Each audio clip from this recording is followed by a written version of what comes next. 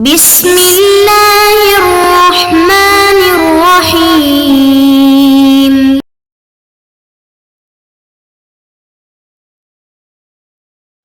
اعوذ باللہ من الشیطان الرجیم بسم اللہ الرحمن الرحیم۔ عزیز طلباء کرام، السلام علیکم ورحمۃ اللہ وبرکاتہ۔ امید ہے آپ سب خیر و عافیت سے ہوں گے۔ جواہر البلاغہ حصہ دوم سبق نمبر 39۔ جیسا کہ آپ عزیزان جانتے ہیں، پچھلے درس میں مستعار لہ کے اعتبار سے جو استعارہ کی تقسیم بندی تھی اس بارے میں بحث ہوئی۔ آج کا جو ہمارا درس ہے اس میں لفظ مستعار کے اعتبار سے جو تقسیم بندی ہے وہ صاحب کتاب بیان کریں گے۔ مستعار کے اعتبار سے بھی استعارہ کی دو قسمیں ہی بنتی ہیں، جس طرح کہ مستعار لہ کے اعتبار سے استعارہ کی دو قسمیں تھیں۔ البتہ مستعار کے اعتبار سے جو استعارہ کی دو قسمیں بنتی ہیں، ان میں سے ایک کو استعارہ اصلیہ اور دوسرے کو استعارہ تبعیہ کہا جاتا ہے۔ استعارہ اصلیہ کا مطلب کیا ہے؟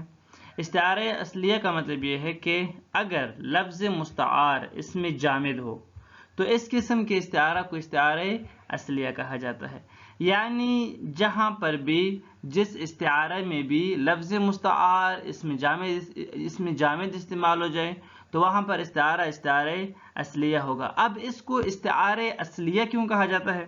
اس کی وجہ یہ ہے کیونکہ یہ استعارہ کسی اور استعارے پر موقوف نہیں ہے۔ کیا مطلب یہ استعارہ کسی اور استعارے پر موقوف نہیں ہے؟ اس کا مطلب یہ ہے کہ اگر مثلا اسم جامد کے بجائے کوئی اسم مشتق بطور استعارہ استعمال ہو جائے تو وہ ایک اور معنی پر، ایک اور اسم پر موقوف ہوتا ہے۔ وہ کیسے؟ وہ ایسے کہ جس اسم سے یہ اسم مشتق بنا ہے، اسم فاعل ہے، اسم مفعول ہے یا مثلا فعل ہے، کوئی بھی مشتق ہے، اگر وہ بطور استعارہ استعمال ہو جائے تو وہ موقوف ہوتا ہے اس اسم کے اوپر کہ جس سے وہ بنا ہے، یعنی جو اس کا مصدر ہے نا اس پر موقوف ہوتا ہے۔ حقیقت میں وہ جو مصدر ہوتا ہے اس کے معنی کو بطور استعارہ لیا جاتا ہے۔ اب اگر بعد میں اس مصدر کے اسم فاعل کو بھی استعمال کیا گیا تو اس کے معنی کو دیکھ کر استعمال کیا جاتا ہے، لہٰذا اسم فاعل ہو، اسم مفعول ہو، فعل ہو، جتنی بھی مشتقات ہیں یہ سب کے سب موقوف ہیں مصدر پر اور مصدر کے معنی پر۔ لیکن جہاں تک اسم جامد کی بات ہے، اسم جامد کسی چیز سے نہ تو بنا ہے اور نہ کسی کے اوپر موقوف ہے، لہٰذا بذات خود اس اسم جامد کے معنی کو بطور استعارہ لیا جاتا ہے۔ یہ کسی کے اوپر موقوف نہیں ہے کہ پہلے ہم کسی اور لفظ کے معنی کو دیکھیں اور پھر ہم اسی کے مطابق جو ہے آگے استعارہ کریں، ایسا نہیں ہے۔ پھر یہ جو اسم جامد ہے اس کی خود دو قسمیں بن جاتی ہیں، اور اس طرح جو استعارہ اصلیہ ہے اس کی بھی خود دو قسمیں بن جائیں گی۔ یعنی ایک دفعہ اسم جامد کسی ذات کا نام ہوتا ہے، اسم ذات ہوتا ہے، صحیح ہے؟ جیسے مثلا سابو ہے، درندہ ہے۔ اب سابو کو موت سے مستعار لینا، یعنی لفظ سابو استعمال کر کے اس سے مراد موت لے لینا، یا مثلا لفظ سابو کو استعمال کر کے اس سے مراد مثلا موت لے لینا، تو یہ کیا ہے؟ یہ اسم ذات ہے۔ اور کبھی اسم جامد کسی معنی کا اسم ہوتے ہیں، یعنی کبھی اسم جامد جو ہے وہ ایک ذات پر دلالت کر رہا ہوتا ہے اور کبھی اسم جامد ایک فقط معنی و مفہوم پر دلالت کر رہا ہوتا ہے اور اس کو اسم معنی کہتے ہیں۔ یعنی وہاں پر جو مستعار ہوتا ہے وہ اسم معنی ہوتا ہے، لیکن ہوتے اسم جامد ہی ہیں۔ مثلا قتل کو ضرب شدید سے مستعار لینا۔ اب قتل کیا ہے؟ قتل کسی ذات کا نام نہیں ہے، قتل خارج میں کوئی چیز نہیں ہے، بلکہ قتل کیا ہے؟ قتل ایک مفہوم ہے۔ زوجیت خارج میں کوئی چیز نہیں ہے، زوجیت ایک مفہوم ہے، یہاں پر مفہوم قتل مراد ہے۔ ہاں، جو ہمیں نظر آتا ہے نا سامنے وہ مقتول ہوتا ہے، وہ مقتول کی لاش ہوتی ہے، قتل تو نہیں ہوتا نا۔ قتل کیا ہے؟ قتل ایک معنی ہے، قتل ایک مفہوم ہے، اور بس۔ اب قتل کو ضرب شدید سے مستعار لینا، فلان بندے نے تو فلان کو قتل کیا، زید نے تو عمر کو قتل کیا۔ کیا مطلب قتل کیا؟ یعنی اس کو بہت زیادہ مارا، اس کو شدید طریقے سے مارا۔ اب یہاں پر قتل کا لفظ آیا ہے، مستعار لفظ قتل ہے، اور اس کو استعارہ لیا گیا ہے ضرب شدید سے۔ اب یہ کیا ہے؟ یہ اسم ذات نہیں ہے بلکہ اسم معنی ہے. یعنی اسم جامد کی دو قسمیں ہیں، اسم ذات، اسم معنی. اور بطور مستعار آپ اسم ذات کو بھی لا سکتے ہیں اور اسم معنی کو بھی لا سکتے ہیں. یہ بالکل آسان انداز سے آپ سیکھیں. استعارہ تصریحیہ اور استعارہ مکنیہ دونوں میں استعارہ اصلیہ ہوتا ہے. یعنی یہ بھی ہو سکتا ہے کہ استعارہ تصریحیہ ہو اور ساتھ اصلیہ بھی ہوں، اور یہ بھی ہو سکتا ہے کہ استعارہ مکنیہ ہو اور ساتھ اصلیہ بھی ہو. یعنی اس میں جامد آیا ہو اور استعارہ تصریحیہ ہو. اسی طرح اس میں جامد آیا ہو اور استعارہ مکنیہ ہو. استعارہ تصریحیہ اور مکنیہ کے بارے میں پہلے بحث ہو چکی ہے. تصریحیہ میں یہ ہوتا ہے کہ آپ مشبہ بہ کو لے کر آتے ہیں، مراد مشبہ لیتے ہیں. اور مکنیہ میں ہوتا ہے کہ آپ مشبہ کو لے کر آتے ہیں، مشبہ بہ کو حذف کرتے ہیں اور مشبہ بہ کے لوازمات میں سے کسی ایک لازم کو ذکر کرتے ہیں. دوسری قسم جو ہے وہ ہے استعارہ طبعیہ. استعارہ طبعیہ کا مطلب کیا ہے؟ استعارہ طبعیہ کا مطلب یہ ہے کہ اگر لفظ مستعار کوئی فعل، اسم فعل، حرف یا اسم مشتق ہو تو اس قسم کے استعارہ کو استعارہ طبعیہ کہا جاتا ہے. آسان الفاظ میں یہ کہ استعارہ طبعیہ میں استعارہ کسی اور استعارے پر موقوف ہوتا ہے، یعنی مستقل نہیں ہوتا. آپ فعل کو کیوں استعارہ لیتے ہیں؟ ایک اور معنی سے، کیونکہ اس فعل کا جو مصدر ہے ہم نے اس مصدر کا، یعنی اس فعل کا جو مصدر ہے نا، اس کے معنی کو ہم نے کسی اور چیز سے استعارہ لیا ہے. اسی وجہ سے ہم اس کے فعل کو بھی اس معنی سے استعارہ لے لیتے ہیں. اس سے بنا اسم فاعل، اس سے بنا مثلا اسم مفعول، اس کو ہم استعارہ لے لیتے ہیں. حرف میں کیا ہوتا ہے؟ حرف میں مثلا فی ہے یا مثلا من ہے، جو بھی حرف ہے، حرف کا اپنا تو کوئی معنی نہیں ہوتا، بلکہ کیا ہوتا ہے، حرف کے ضمن میں بھی کوئی اور معنی آ جاتا ہے کہ جو اس معنی مستقل کے اوپر یا وہ جو اصل لفظ ہے کہ جس کا وہ معنی ہے اس کے اوپر موقوف ہوتا ہے. مثلا من میں کیا ہے؟ من میں ابتدا کا معنی ہے. اب من موقوف ہے ابتدا کے معنی پر، لیکن خود لفظ ابتدا کیا وہ کسی اور چیز پر موقوف ہے؟ نہیں، خود لفظ ابتدا کسی چیز کے اوپر موقوف نہیں ہے. لفظ ابتدا کا جو معنی ہے یہ اس کا اپنا ہے. عبارت کی طرف آتے ہیں، کوئی مشکل نہیں ہے. الفصل الثالث فی تقسیم الاستعارۃ باعتبار اللفظ المستعار. فصل ثالث کیا ہے؟ فصل ثالث میں ہم کیا پڑھیں گے؟ تو فرماتے ہیں کہ فصل ثالث میں ہم یہ پڑھیں گے کہ لفظ مستعار کے اعتبار سے استعارہ کی کتنی قسمیں ہیں. تنقسم الاستعارۃ باعتبار اللفظ المستعار الى الاستعارۃ الاصلیہ والاستعارۃ الطبعیہ. استعارہ اصلیہ کیا ہوتا ہے؟ وہی ما کان اللفظ المستعار فیہا اسما جامدا. استعارہ اصلیہ میں جو لفظ مستعار ہوتا ہے وہ اسم جامد ہوتا ہے، یعنی جو لفظ استعمال کیا گیا ہوتا ہے کلام میں وہ اسم جامد ہوتا ہے کہ جس سے کوئی اور معنی مراد لیا جاتا ہے. سواء کان اسم جامدا للذات کالبدر اذا استعیر للجمیل او اسم جامدا للمعنى کالقطر اذا استعیر للضرب الشدید. فرماتے ہیں خواہ وہ اسم جامد اسم ذات ہو یا وہ خواہ وہ اسم جامد اسم معنی ہو. جس طرح کہ مثلا لفظ بدر، اب بدر 14ویں کی چاند کو کہا جاتا ہے اور اس کو بطور استعارہ لیا جاتا ہے ایک خوبصورت چہرے کے لیے. اب یہاں پر بدر کیا ہے؟ بدر ایک ذات کا نام ہے. بدر ایک ذات کا نام ہے، اس میں جامد ہے اور اس کو استعارہ لیا گیا ہے ایک جمیل کے لیے، یعنی خوبصورت چہرے کے لیے. اسی طرح مثلا اس میں جامد اگر اس میں معنی ہو تب بھی کوئی مشکل نہیں ہے، بطور استعارہ آپ اس کو لے سکتے ہیں.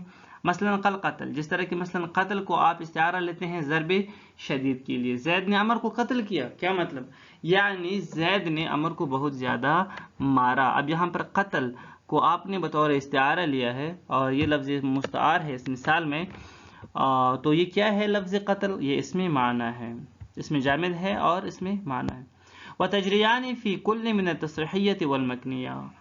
اب استعارہ اصلیہ جو ہے وہ استعارہ تصریحیہ میں بھی ہو سکتا ہے اور استعارہ مکنیہ میں بھی ہو سکتا ہے، کوئی مشکل نہیں ہے. کہ قولہ تعالی، جس طرح کہ خداوند تبارک و تعالیٰ کا فرمانا ہے کتاب انزلناہ الیک لتخرج الناس من الظلمات الی النور. ایک ایسی کتاب آپ کے اوپر نازل کی ہے کہ جو تاکہ اس کے ذریعے سے لوگ ظلمات سے نور کی طرف نکلے. ای من الضلالات الی الایمان، یعنی گمراہیوں سے ایمان کی طرف آ جائے. فقد استعیر لفظ ظلمات للضلالات. اب یہاں پر دیکھیں کہ اوپر آیت میں لفظ ظلمات استعمال کیا گیا ہے ضلالات کے لیے، اور لتشابہہما فی عدم الاہتداء صاحبہما.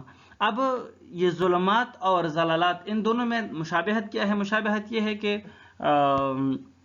ظلمات میں بھی راستے کا پتہ نہیں چلتا اور انسان سیدھا نہیں چل سکتا، انسان ہدایت پر نہیں ہوتا، انسان درست راستے پر نہیں ہوتا، اور ضلالات اور گمراہی میں بھی انسان درست راستے پر نہیں ہوتا.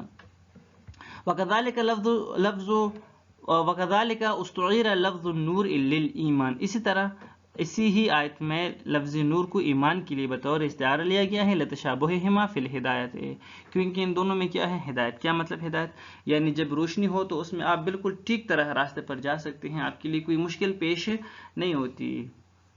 اور نور کو ایمان سے استعارہ لیا ہے، اور جب انسان کے دل میں ایمان ہو تو پھر وہ گمراہ نہیں ہوتا بلکہ وہ صراط مستقیم پر بالکل ٹھیک چل رہا ہوتا ہے.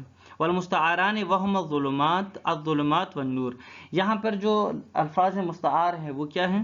ایک ظلمات ہے اور ایک نور ہے. اسمان جامدان، یہ دونوں کیا ہے؟ اس میں جامد ہے. ظلمات بھی اس میں جامد ہے اور نور بھی اس میں جامد ہے. اب یہاں پر یہ استعارہ کون سا ہے؟ یہ استعارہ تصریحیہ ہے، یعنی مشبہ بہ کو ذکر کر کے مراد کیا لیا گیا ہے؟ مشبہ لیا گیا ہے. وَقَقَوْلِهِ تعالی، اسی طرح خداوند تبارک تعالیٰ کا فرمانا ہے وَاحْفِظْ لَهُمَا جناح الظل من الرحمہ. وَاحْفِظْ لَهُمَا جناح الظل من الرحمہ. سورہ اسراء آیت نمبر 24 ہے. اور مہر و محبت کے ساتھ ان کے آگے انکساری کا پہلو جھکائے رکھو اور دعا کرو. اچھا، وَقُلْ رَبِّ ارْحَمْهُمَا كَمَا رَبَّيَانِي صَغِيرًا، اور دعا کرو میرے رب ان پر رحم فرما جس طرح انہوں نے مجھے بچپن میں پالا تھا، شفقت سے پالا تھا. اب یہاں پر آپ اس مثال میں دیکھیں کہ شبہ الظل بطائر. یہاں پر اس مثال میں لفظ ظل کو کہا گیا نا کہ جناح الظل واحفظ لہما جناح الظل، یعنی انکساری کے جو پر ہیں وہ ان کے سامنے جو ہے آپ جھکائے رکھو. کیا مطلب انکساری کے پر ان کے سامنے جھکائے رکھو؟ ظل کے جو پر ہے وہ ان کے سامنے جو جھکائے رکھو رحمت کے ساتھ. یہاں پر شبہ الظل بطائر، یہاں پر حقیقت میں ظل کو طائر کے ساتھ یعنی پرندے کے ساتھ تشبیہ دی ہے. وَاسْتُعِيرَ، اور پھر اس کے بعد لفظ المشبہ بہ او وَهُوَ الطَّائِرُ، اور اس کے بعد جو لفظ مشبہ بہ ہے کہ جو طائر ہے اس کو استعارہ وَاسْتُعِيرَ لفظ المشبہ بہ وَهُوَ الطَّائِرُ، اور پھر اس ذل کو طائر سے استعارہ لیا گیا ہے، ذل کو طائر سے استعارہ کیا گیا ہے.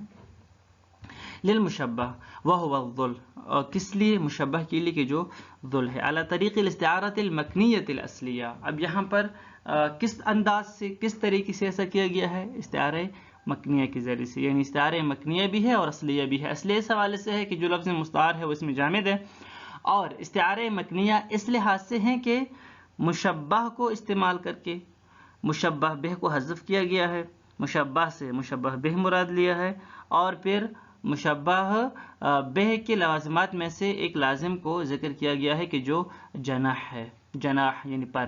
ثم حذف الطائر، یعنی طائر کو حذف کیا گیا ہے. ورمز الیہ بشیء من لوازمہ وهو الجناح، اور طائر کے لوازمات میں سے ایک لازم کو ذکر کر کے وہ مراد لیا ہے کہ جو جناح ہے، یعنی کہ جو پر ہیں.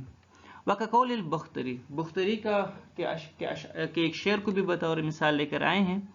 یعودون التحیۃ من بعید الی قمر من الایوان بعد، وہ دور سے کڑے ہو کر اس چاند کو سلام کرتے ہیں جو محل کے اوپر سے ظاہر ہوتا ہے. وسمیت اصلیہ لعدم بنائها علی استعارۃ اخرى. اچھا، اب یہاں پر دیکھیں یعودون التحیۃ من بعید الی قمر، وہ دور سے کڑے ہو کر اس چاند کو سلام کرتے ہیں جو محل کے اوپر سے ظاہر ہوتا ہے. اب یہاں پر آپ دیکھیں کہ لے کر معذرت قمر کا لفظ استعمال کر کے مراد جو ہے وہ بادشاہ لیا ہے کہ جو محل کے اوپر سے ظاہر ہوتا ہے.